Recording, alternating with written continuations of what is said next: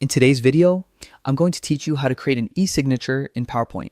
Adding an electronic signature directly within PowerPoint is a convenient way to personalize your presentations or documents.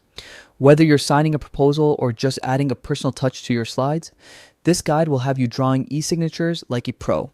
Start by opening PowerPoint on your computer. Make sure your version supports the Draw tab feature, as this is essential for creating your signature.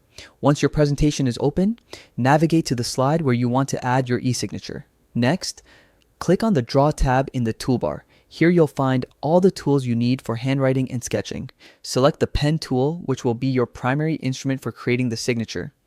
Experiment with different pen types to find one that suits your style. Customization is key. Adjust the pen thickness and color to match your preference. A thinner line can resemble a ballpoint pen, while a thicker line can look like a marker. Choose a color that contrasts well with your slide background so your signature stands out. Now, position your mouse or use a stylus if you have a touchscreen and start drawing your signature directly on the slide. Take your time for precision and don't hesitate to undo and try again until you achieve the look you want. And there you have it. A personalized digital signature made entirely in PowerPoint. This simple method combines convenience and professionalism, giving every slide a personal touch. Happy signing!